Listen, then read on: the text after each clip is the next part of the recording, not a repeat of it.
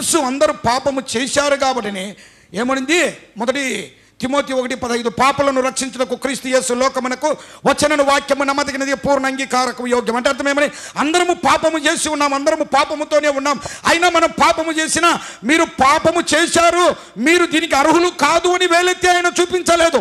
ఇంకా దగ్గరికి చేర్చుకొని పాపము చేయవద్దని, పాపమును దూరముగా ఉండని, దేవునితో బ్రతకాలని ఆయన కోరుకుంటూ ఉంటే మానవులమైన మనకే పాపిని ఇంకొక పాపి ప్రేమిస్తాడండి? ప్రేమించాడు కదా. దేవుడు పాపిని ప్రేమిస్తాడు, 100% పాపాన్ని దూరం చేస్తాడు. పాపం ఆయనకి ఇష్టం లేదు, పాపాన్ని దూరం చేసేవాడు. అందుకే ఇదే యోహాను సువార్త 8వ అధ్యాయం 46వ వచనంలో ఉంటుంది, నా యందు పాపమున్నదని మీలో ఎవరైనా నిరూపించగలరా? ప్రపంచానికే సవాలు విసిరినటువంటి ఏకైక దేవుడు ఎవరి దేవుడు అండి? మన దేవుడు, నా దేవుడు, మనందరి దేవుడు. అందుకే అపోస్తల కార్యములు 10:36 ఉంది. ఏమని చెప్పగలరా?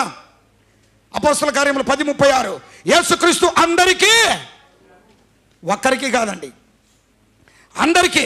కులము లేదు, మతము లేదు, రంగు లేదు, భేదము లేదు, లింగము లేదు, ఏమే కానీ స్త్రీ లేదు, పురుషు లేదు, చిన్న లేదు, పెద్ద లేదు, అందరికీ ఆయన ప్రభువు. ఈయన రక్షకుడు, రక్షించేవాడు, కాపాడేవాడు, పాపము నుండి విడుదల కలగజేసేవాడు, శాపము నుండి విముక్తి కలగజేసిన వాడు.